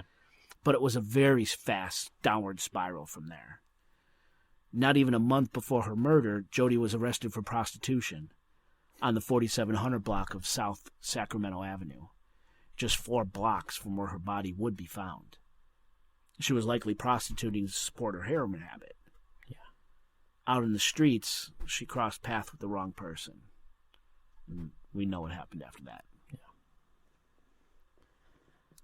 Next, I wanted to talk about 55-year-old Nancy Walker, a black woman, found strangled and dismembered by a cleanup crew picking up trash near 10801 South Stony Island in March of 2003. Nancy was last seen getting into a dark-colored or black van near an apartment building she owned in the 4400 block of South Indiana Avenue. Nancy was a real estate entrepreneur. She owned 6 properties. She owned a beauty salon and a cross-country trucking company. Well, she was a Buddhist who believed every day was an opportunity to start a new life. On the day Nancy went missing, she told one of her sisters that she was going to check out one of her apartment buildings at 44th in Indiana. Not a nice neighborhood at all, situated on Chicago's South Side. That was the last time Nancy was ever heard from again. Later, when Nancy failed to contact her sister and she failed to show up for commitments she had, her sisters, there were multiple sisters, went to Nancy's home and found her condo vacant. One of her neighbors told a strange story that they witnessed Nancy get into a black van with tinted windows that had 2 men inside. And the van had pulled up in front of the condo. Nancy got in, and then that witness saw Nancy and the van just kind of speed off. And if the story is true, that was the last time Nancy was seen alive. Right. Yeah. Now, this story has never been the van story has never been verified. The dark-colored or black van was never recovered, and the 2 men supposedly in the van were never identified. At first, the police wouldn't do anything. They figured Nancy left town, or she was purposely dodging her family, or she just simply up and walked away from her life. Like not even a missing persons thing? No, not at first. Wow. And of course, none of this was true, right? But precious time was lost as police did nothing. Then on March 19th, 2003, the call came in to one of her sisters, stating that Nancy's body had been found. She had been dismembered and stuffed into 2 plastic garbage bags. She had been beaten, strangled, and decapitated. And only her head, arms, and lower legs were found. The rest of her was never recovered. And of course, Nancy's case is unsolved. In 2017, there was the murder of 58-year-old Catherine Staterfield Buchanan. This is the woman found on the Parkway, that no man's land. Yeah. Catherine is black, and she was found laying on her back under a streetlight just after midnight in June of 2017. In a crime scene photograph, Catherine's feet are bare, and they're splayed out, 1 foot on the Parkway grass, the other foot hanging off the curb into the street. Broken glass everywhere. She had been beaten and strangled. Reports say that Catherine suffered from learning disabilities and was arrested at least once for prostitution. Her relatives described Catherine as someone who always made sure you had something to eat, and that red was her favorite color. She liked rhythm and blues music, and really especially liked jazz. And just before her murder, Catherine had checked herself into a local shelter and health center called Breakthrough, a shelter known for helping women in the sex trade. She was trying to get her life back in order. And then she was murdered. Very, very sad. In 2018, the badly decomposed body of a 34-year-old black female named Rio Renee Holyfield was found in a garbage can on 95th Street in Chicago. Chicago street and sanitation workers discovered her body, which had been in the garbage can for approximately 2 weeks. Rio was so badly decomposed that figuring out her manner of death was nearly impossible. I remember reading that one, too. Yes. Yeah. But investigators they think asphyxiation was the cause. Right. And since authorities are unsure of the cause of her death, Rio's murder is considered, quote, undetermined. Rio was described as someone who could always make you smile, even if you were mad. And she was a mother. Now, those were the 4 that I chose. Oscar, I know you looked into 2 victims, correct? I got 2. They separate 10 years. Separated by 10 years. Mm-hmm. All right. Why don't you tell us, what did you find? All right. So first, we have Teresa Bunn, who was black. 21 years old when she was found dead on November 12, 2007. She was strangled and her body burned and placed in a dumpster in the 6100 block of South Prairie Avenue, 2 blocks southwest of Washington Park. Oh. Identity of Teresa's body had to be found using dental records, and the young woman was 8 months pregnant when she died. Oh, my God. Mm-hmm. She had told family members that she was going to shop either in Chicago proper, mind you, or Evergreen Park. Teresa's mother had worried when they didn't hear from her because of a mental condition that sometimes led her to be confused as to where she was. That's all I could find on this part. I couldn't find what the name of the condition was. Okay. Something that she might have had as a kid. I'm not 100%. Okay. But that's why her mother was extra worried that day. Wow. At least what I could find. Miss Bunn was, quote, a target of an order of protection filed in August 2007, this is before the crime, by a man who accused her of making threatening phone calls to him and his family, saying he was the father of her unborn child and threatening to have him beaten, according to court documents, unquote. Bunn was arrested on September 12th for violating this order, by allegedly going to the man's home. His name was not released at the time. Quote, 12 days later, Bunn responded to the man's complaint with a letter saying the man and his mother were stalking and harassing her because she was pregnant with his child, unquote. What a mess. This is, I put this in there, this is by Chicago Tribune writers, by the way. Put this in there as a potential, like, people were thinking, is this related to the murder? Right. Because it happened just weeks before. Right. So. Makes sense. Due to her charred remains, Teresa's family held a vigil in lieu of a funeral. This honor to her memory was held at the location of her body, where people wore T-shirts of her face with date of birth and date of decease or death in the front, and her unborn son's name on the back. Did they say what the name was? I'm going to get to that, actually. I'm sorry. Teresa Bunn, a graduate from Inglewood High School 3 years before her demise, was known to be quick to lift one's spirits and had loved music. She named her unborn son Michael Pierre Terry Bunn. Oh. Teresa was highlighted on a Facebook page, Our Black Girls, or OBG, a place devoted to bringing awareness to the stories of mistreated, missing, and murdered. That's what I have on her. Whew. Next one is more complicated and a little heady, okay? Okay. Next one is Diamond Turner, also black, was 21 years old when she was found dead on March 3rd, 2017, partially naked and left in a trash bin behind an apartment building. Diamond's cause of death was blunt force trauma from beating and strangulation through asphyxiation. Yes, that sounds right. Her body was found by a garbage collector around noon in the 7300 block of South Kenwood. Diamond lived 1 block away. She was a block away from her house. Mm-hmm. Her body had been there for days. Oh, my God. She was last seen March 1st leaving Red's Lounge, 6929 South Stony Island Avenue. Family were quoted in describing Diamond as sweet as pie and would do anything for anyone.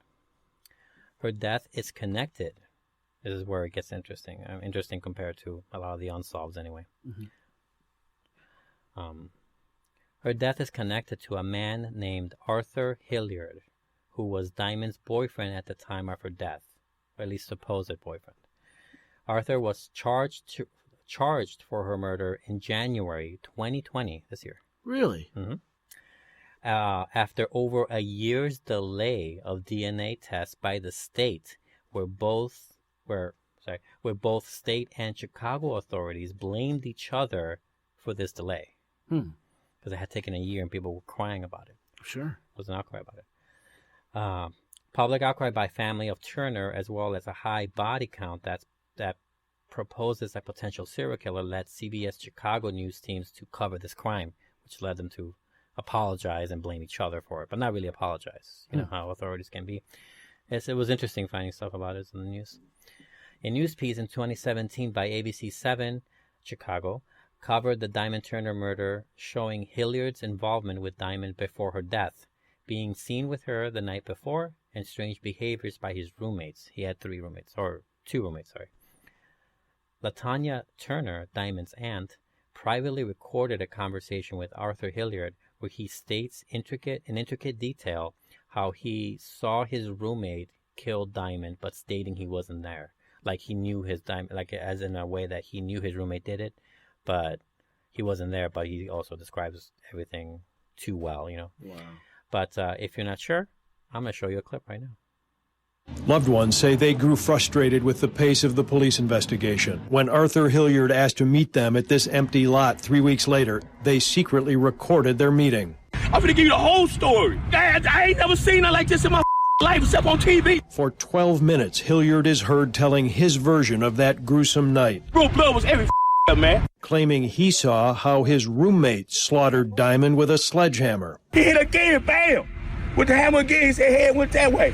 She died at 5:50 a.m. that Tuesday or that Wednesday morning. The roommate is this man, Michael Parks, whom Hilliard says killed Diamond and put her in a trash can, rolled the can down the steps and out the back of the building. I remember the day vividly. Hilliard even told the family where to find the murder weapon. Just open that basement door. You're going to go to that corner. Right behind that is the murder weapon, a big sledgehammer. But Diamond's family says something didn't add up. Why is Hilliard in the alley the day she was found, seen here on I-Team video? And why did Hilliard claim to know so many intricacies of the crime? You trying to tell me this man, Michael Parks, just told you step by step how he did it? Her last words. Come on, how would you know all this? And that's what I have on those two. Okay. So was this guy... Not much on Diamond. For like life story, like that's the theme here. These girls, they don't give you. LaTanya, her aunt, did a lot of work. Yeah. She was in at least 2 out of the news article clippings that I was able to get from different times too. It wasn't like the same one. And it's funny because the news were clearly showing and talking to Hilliard. We're trying to talk to Hilliard. They didn't get to talk to him. They talked to his roommate that he blamed for the murder. And he's like, no, of course I didn't. He did it. You know, things like that, right? And LaTanya talks about recording that session, which everyone just heard now. And this was a year before he was charged for it. And the cops, like in that time, there was like not doing anything. And what's worse, I left this out in that little written thing, but he committed a murder in that time between Diamond and it was a man. His name was Andre Williams, I believe. He was 50-something years old. It was through a stabbing. He was charged, get this, he was charged for hiding a homicide because people had seen him carry the body or dumping it in a dumpster or a trash bin or something like that. And the guy had stab wounds, but he didn't do the stab. It was like they saw him when the guy was dead already. And apparently he got charged for hiding a homicide. I don't know. It was very strange. They didn't charge him for the murder. It's just very strange. I don't know how. Yeah, I don't know how it works. But that was his charge. He had all the charges too with aggravated assault and yeah. So was he... Assault and battery, I should say. Okay. Yeah. Was he put in jail for Diamond's murder? He's charged right now, yes. I mean, they're waiting for whatever processes the court has to do with right now. So they might have solved one of these murders. Yes, they might have solved one of them. It looks like he's very much likely the right guy based on stuff around him. Huh. Do they think he's a serial killer? I mean, the guy, for example, like the guy he hid the homicide from the police, the Andre Williams, I think. His brother was like saying like if they had just like arrested him when the DNA thing was brought to him a year ago, my brother would be alive right now. Yeah, shit like that, right? And then it took so long because of some like clerical error. Yeah, it's typical Chicago nonsense. Yeah. But do they think he's the killer of all these women? No. Here's the thing: is that so? One of the, I think the CBS one mentioned the serial killer elements of this whole thing. Oh, they did, and they put Diamond in as part of that investigation. They mentioned it in that news report. I see. You know, it wasn't the highlight. Diamond was the highlight, but they mentioned her, the serial killer, in that, and as a way to saying like, hey, here's another one. He's 51, or here's 50, or whatever the number is at that time. And it was like pissed off and shit. This was 3 years ago, though. Remember, the guy just charged in January, so there's a gap there where news articles were coming out here and there. But Diamond became a little bit of a spotlight because of her aunts outcry a lot, and because they had a viable suspect with a name and a face that they could chase, right? Where these other women have not. And did they say in the articles how old the guy being charged is? Oh, he's in his like 50s. He owns a building too. So he's in his 50s. He's like a super in the building. Sorry. So he could have told, and we probably shouldn't do this, but whatever. Yeah. He would have been of complete age to be able to carry out murders. Yes. 17 years ago. Yes. Put her in a dumpster. Yeah. Right. Yeah. She was strangled. Yeah. Diamond was strangled. Yes. Wow, that fits a lot. Yeah. Partially naked, which involved, I think it was some sexual. And of course, things too. So there was sexual abuse to the body. It wasn't like rapey in a way where like it was like what do you call it, defensive wounds? It wasn't like that. Oh, okay. But it was like, there was they could tell sexual activity, partially naked, like I said, stuffed in a dumpster, strangled, blunt force trauma. They said the blunt force trauma to the head is what killed her, and then kind of like the other one you mentioned. Yeah. I forgot her name. There's so many names. I know. It's unfortunate, but. And the Chicago police aren't looking at other DNA profiles from other 50. They said they're gonna start. Really? That's the news article I saw in January, the January's article for this month, Holy for this year. I mean, shit! So they're gonna look into it. They might be cracking this case. I didn't want to mention that, but it was a big part of Diamond's story. Wow! So I had to mention the guy right away. So as soon as we hear here in Chicago any news, we will jump back on the mics and definitely let you know. That's exciting. Right. They might be able to probably put this fucking thing to bed. They might. I mean, the guy looks crazy countless too. Women. Does he really? He looks a little nuts. Maybe you can send me a picture of him, and I can put it in the show notes. Yes, I can. I'll find it for you. Please. Yeah, listeners, I'll leave a link to this guy. What was his last name again? Hilliard. Hilliard. I was going to say Hillenbrand. No, it's like Hilliard, but with an I in the middle there. Hilliard. Got it. Well, I'll leave a picture of this guy in the show notes. Yeah. I also have... Yeah, because you also talked about, like, if we could find possible theories as to who's done it.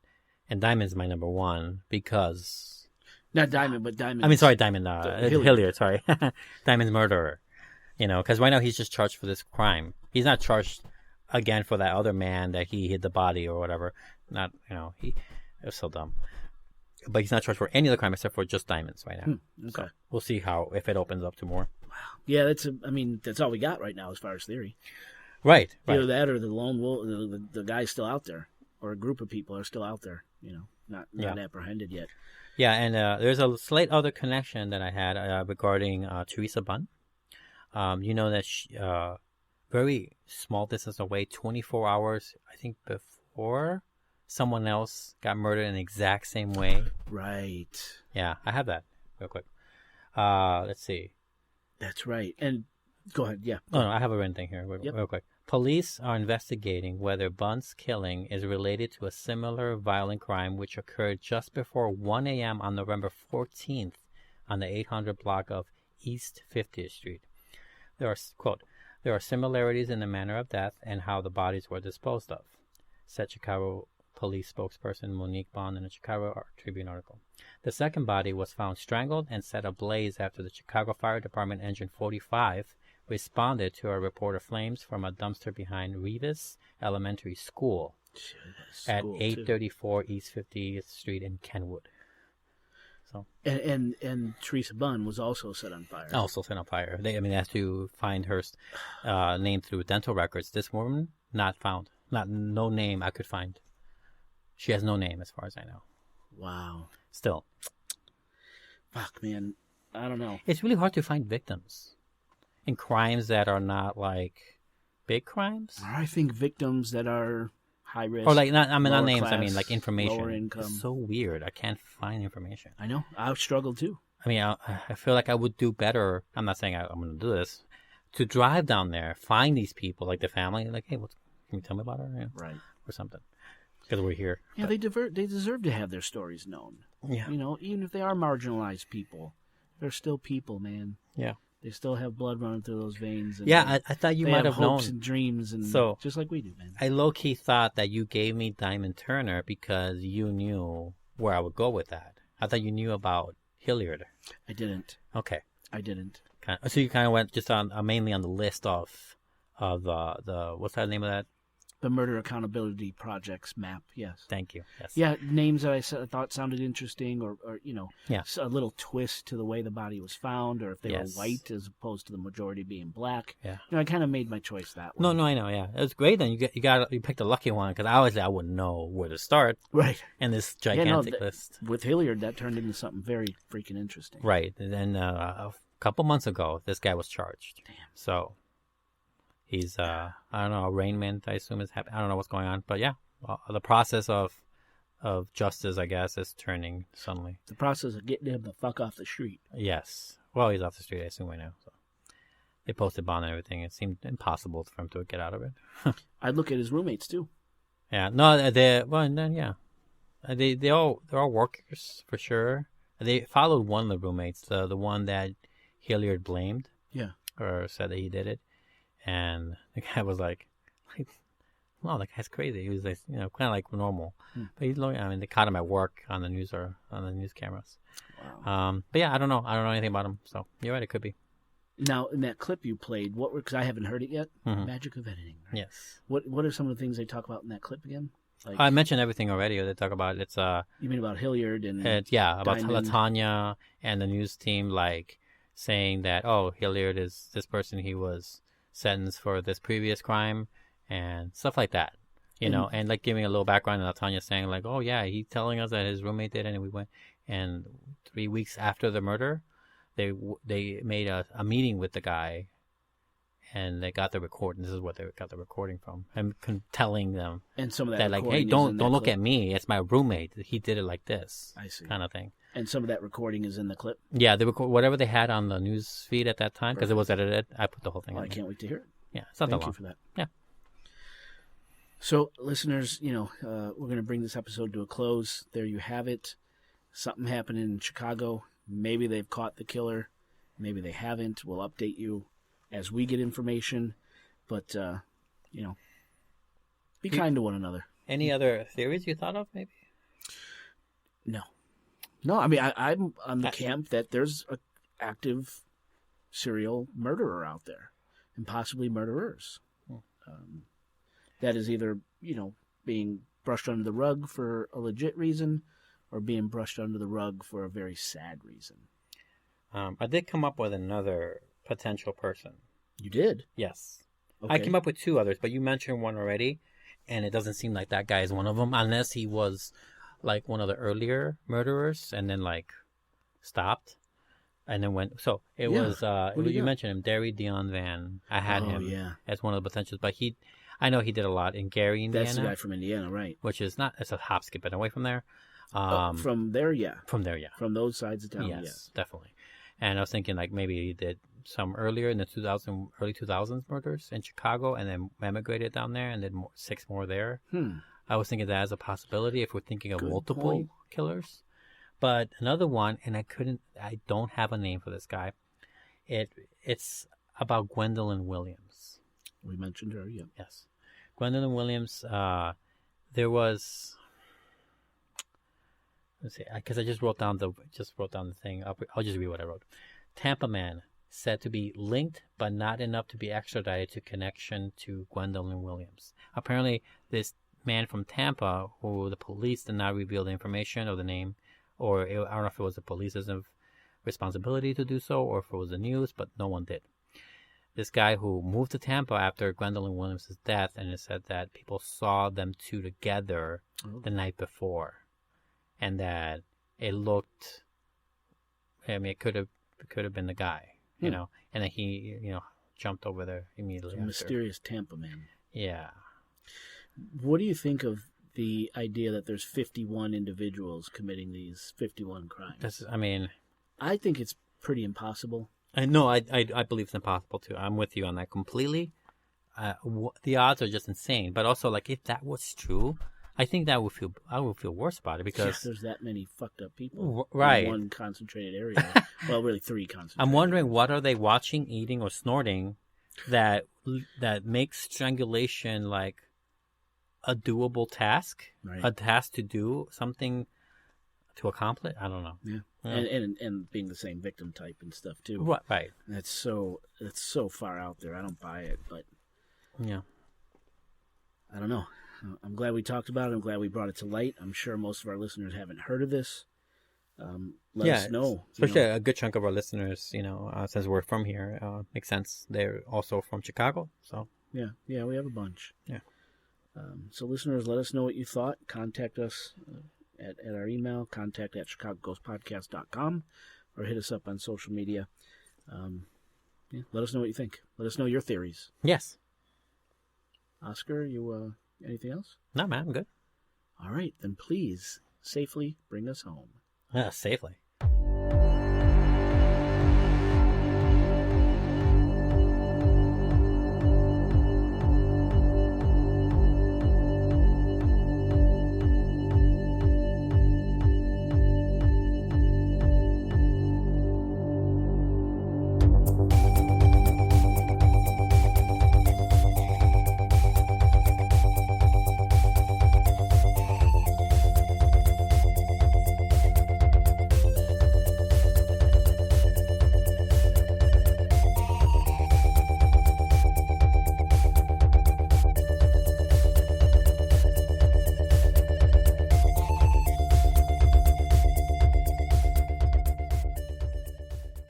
That took a while.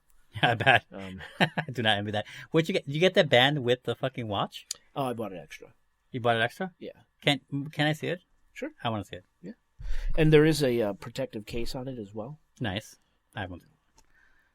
Are you gonna get a case for around it? I don't know. There's some really nice. No, I know, but there's some really nice ones too. Oh, this feels nice. Isn't it cool? That feels nice. And it's all magnetic. I can't wear metal, but this is nice. That's stainless steel. Could you do stainless steel? No, it's metal. Yeah. If anything, that's worse. If it's all diamonds, I could wear that. You got expensive skin. For real, though, like, no, this is my hell, Jay, when it comes to jewelry, that I grew up loving rings, liking wearing them and all that. And I wore them when I was a kid, too, whenever I could. Yeah. And, but anyway, if I wore silver or gold or white gold, like my high school ring, for example, which is like a white gold type, it would take longer for the hives to come out and the itchiness. Even with gold? Yeah, it would take longer. It would still happen. It would just take a longer time, weeks maybe. But if I wore some whatever else kind of ring, knockoff or stainless steel, it would be the next day. Wow. I'm telling you, my skin is greedy and rich. Rich. Why you get that rich It fucking skin? wants escargot and motherfucking, what's that cracker thing that he put on? Caviar. Yeah, they want that, yeah. That's what it wants. Wow. Yeah, I mean, it came with the sport band, like with the holes in it. Yeah, that's one. I like that one. And I just figured with like my dress clothes and stuff. Oh, dude, I can't wait to be out there fancy so I can get a band for it. Yeah, and I love having the face on all the time. That's great. Instead of just having a black screen. Because that's why I think I never wanted to get a Apple Watch, because I didn't like the black screen look. Yeah. But, and I use it all the time. Yeah. Replying to text, replying to emails, Me too. All that stuff. Are you dictating the text? Yes. Yes, that's how I do too. Yeah. But, the swipe is really accurate. Very accurate too, I do that a lot as well. I try to put like a weird symbol and I caught it. So Did it really? Yeah. You get your emojis. And yep. all that. It's fun. And then I do the sleep tracker every night. Now that I'm dieting or eating better, trying to be more healthy, all the fitness things will come in handy. Yeah. Their app store is pretty weak, I think. I would say so. A lot of it is paid, but I only expect that to get better. Yeah. So yeah, I love it. I got my Gmail here. I got my corporate email here. All It's that great. stuff. Yeah, it's fun. I wish the walkie-talkie worked better. Yeah, I would say. Yeah, I don't know, man. I've been getting the same kind of problem you were having with Lexi when I talked to her on it. You know what else I saw that's really cool? That I think you'll like. I saw The Invisible Man. You saw that? I saw it. So I tried to stream it the other night, and it was a shitty stream. Was it good? So good, Jay. Really? It's so good. It is way better than I thought it would ever be. Really? Yes. All right. Now, I'll keep checking the stream. I mean, I didn't go in there expecting the best movie, so maybe that helped. But I like the actress a lot. She's super great in the movie. She has to act the fuck out of it because she's constantly acting or reacting to nothing. You know. Who's the actress again? I saw Elizabeth. her face. I Elizabeth Moss. Elizabeth Moss.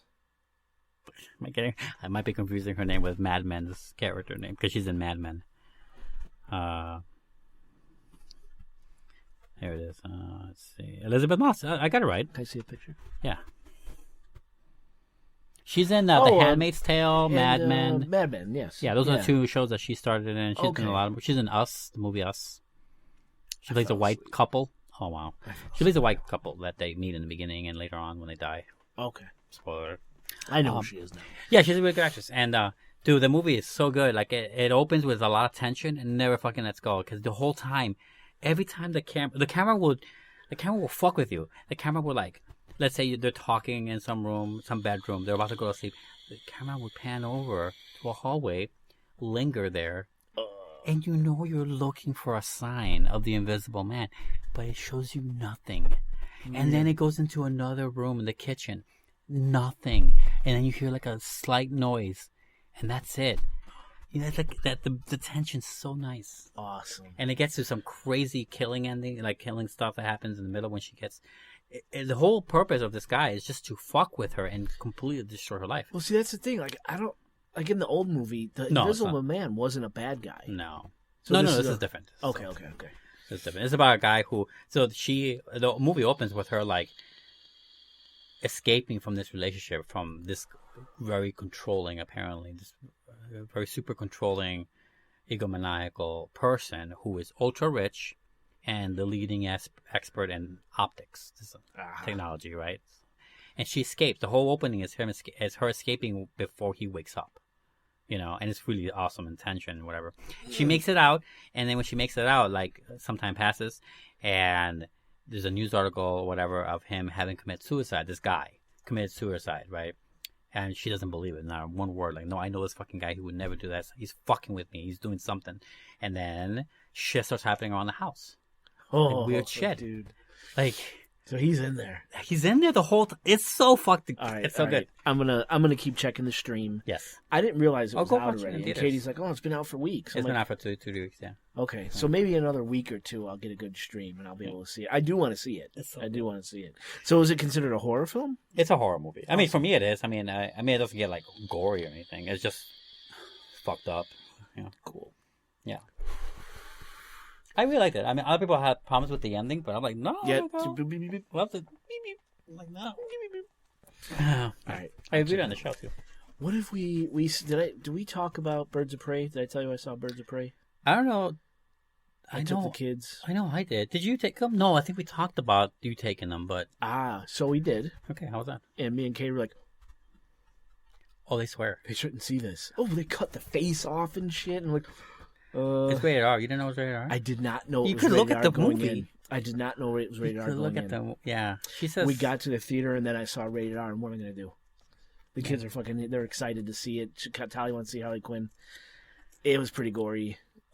Pretty cheat, off the wall, kind of goofy. Yeah. Cool fight scenes in some of it. Dude, the fight scenes were amazing. When she's in the cop station fighting those police officers, I thought that was badass. That was cool. They got the John Wick guy, one of the guys, to do the choreography for the movie. Oh, okay. That's why it looks so good. I can see that. I really like that stuff.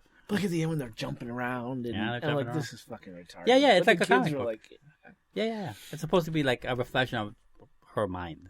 Oh, I see. Like, that's the whole idea. It's a bit goofy like she is. I liked watching Margot Robbie. Who doesn't? She's yummy as shit. Yeah. I love her fucking what was the pet she had?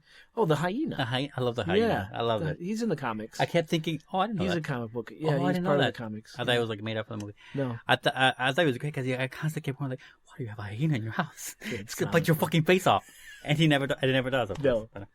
I like the concept of now that she's not with the Joker, she's fair game. That was kind of cool. The cool concept, yeah. Yeah, it was okay. Like I said, it was fine. It was good. It was better than Suicide Squad. That's all I wanted. And it was, don't fuck with me. Jay, that movie makes no sense. Jay, I kind of like Suicide Squad. I think you just like a bunch of like comic book people in one room. It doesn't mean it's a good movie. It doesn't mean it's a good movie. You know what? Kind of reminds me of the Avengers. Not the Avengers, the Marvel movie. The one with Sean Connery. They combine a bunch of like... But it's a terrible movie. Oh, I remember that. It's a terrible movie. It's a terrible movie. It's with Uma Thurman, right? Wasn't it the Avengers? Wasn't it called The Avengers? Not Extraordinary Gentlemen? Maybe I'm confusing two movies. There is that, The League of Extraordinary Gentlemen. Yeah. And that was also a bad with movie. Like Dorian Gray and all right, that was also a bad movie. Which is a great concept. Great yeah. Great concept. But you can't love the movie for that. You might be right, though. I mean, let me find out. And then what else? Okay, while you're looking that up, what else have we seen? Oh, fuck. The 1998 movie. It is with Sean Connery and Uma Thurman. What's the name? Two British... The Avengers. It is The Avengers. Yeah. No shit. But I might be confusing two different things, though. Two British agents team up to stop Sir August the Winters from destroying the world with a weather charging... I think I just confused two movies. That has nothing to do with our topic right now. So. No, it's all right. That was my bad. We finished The Outsider. Did you like it? There was a lot of sniping. So you saw it? Yeah. You're caught up. I'm caught up. Okay, so sniping scene, great. Right? Awesome. Very cool. Dumbass fucking... Ending, like... The black girl's like... The guy starts talking and the black girl's like, shh, don't talk. Don't talk about it. And I'm like, no, fucking talk about it. Give me an answer here. Well, that's the thing isn't that the whole point, Jay? That's the point, Jay. On one hand, we're getting the arc of this detective who will never believe in this to believe in it, all the way to the point where he knows that it's fucking playing possum. I love that scene. And he realizes the monster's playing possum and realizes its power. Yeah. And to the show, I mean to the audience watching it, right? And then the only solution is to kind of like Friday Nightmare on Elm Street in the first part, to take away Freddy's power is to like ignore him, not believe his existence. Yeah. So it makes sense that it would go that route. I'm not saying I prefer it that way too. I want a big expose. But how do you deal with that without people never believing you or taking your cookie or sending you to the ward or whatever? I got to read the book. Clearly. I got to read Stephen King's book. And I liked it. Different. I liked it because it made sense with what they were doing. I like the cop though. That guy, I know I've seen him before. Oh, he's tons of things. Yeah, he played. I liked him. He played a villain. He played a villain in one of the Star Wars. He always plays a villain, I should say. Star Wars movies are Rogue One. Really? Yeah, he played the main bad guy in that movie. He played one of the directors or something of Darth Vader. Oh shit. Yeah. He's good. He's good in that show he did on Netflix, where he played like the runt of the litter of this huge family in some Miami coastal like small town, and he comes back home after many years of being absent, and he's like a criminal younger brother. Largo. They were in the Keys. Yeah, they're in the Keys. And Skeet. Chandler or something from Saturday Night Lights or whatever. He's in the show as his older brother. Guy, the cop. Yeah, the cop. He's a sheriff or whatever. Yeah. Isn't that Skeet Ulrich or some shit? That's not Skeet Ulrich. Skeet Ulrich ain't I think his name is Skeet something. No? It's not Skeet something? I've seen the show because I was into it. That was the older brother? Or the younger... The older brother. The older brother. The train wreck brother. That was the same actor. That was Ben Mendelsohn. Yeah. No, are you ready? Yes. Lexi sent me a message on Instagram. It says, TV. The CDC says to refrain from handshakes. Jeffrey Dahmer stops Blender. Aww. Yeah, she sent that to me. I told her to send it to Jay. That's funny. Yeah, people are fucking tripping out, man, about this shite. Talia, how about how tall she is? Dude, you're fucking getting tall. Isn't that crazy? Jesus Christ. I held her. I know. It's ridiculous. It is ridiculous. And all the things are starting to hit now. What things? She is embarrassed about her body. She thinks she's fat. Yeah. Her hair, she fucking hates her hair. I could tell. I let her go and get her own haircut. You know, tell the beautician what she wanted. Yeah. She fucking hates it, so that fucks with her attitude. Oh my god, she was listening to Triple X Tentacion today. Thought I was gonna lose my fucking mind. He's some dumb rapper. Triple X? He was in jail or some shit. He's in jail. Or he's dead. He got shot. I'm like, what the fuck are you listening to this for? I got shot. I like it, Dad. Like, whatever happened to Beatles? What happened to Led Zeppelin? Elvis? I mean, you used to love it. Because you introduced it. If you introduced her with Triple X, she'd hate it. She would be into Elvis. Fuck. It's hard, dude. I'm not saying it's 1-to-1, but it's different. She's been grounded for 3 weeks now. Oh, wow. Because she told Katie, I hate you. And Katie slapped her in the mouth. Yeah. Bad. She's fucking not the little girl anymore. But that's all this is to be expected, Jay. I know. The hindsight is the thing you have to keep in mind, right? That's you, Katie, all we were there. We were there. And that's the weird thing is that we never really, I don't know, it's like a weird, we don't allow for this kind of change to come out naturally. It's impossible because you're living in the moment. In the moment she's saying, I hate you. In the moment she hates her hair. In the moment she's thinking of her body and, but you know, intellectually, like it'll pass. I hope so. Well, you hope so. You do your best, right? You do your best. Hope so. Do your best and it will sink in eventually. Tell her you love her every day or whatever it is, you know. And we do, right. You know. Things like that. Don't hit them. Like I got hit like 50 times a day. You know. I'm not saying what Katie did. I'm saying in general. No, right. I'm not saying that. Even Katie, she was surprised that it happened, but it was all the heat of the moment. And that happens. To hear that from your kid, I hate you. I told her, you're lucky I wasn't home. You'd have lost a tooth. Yeah. You don't talk to us that way. I don't care how old you are. Yeah. You know, you don't say that. But she does. She still has her sweet sides with her brother, especially. You know, good. She treats Nico. They fight. Don't get me wrong. They fight, but she's very good with him. Is it like Bart and Lisa fight or? Not that bad. Okay. Not that bad. But yeah, she's grown up. Grown up.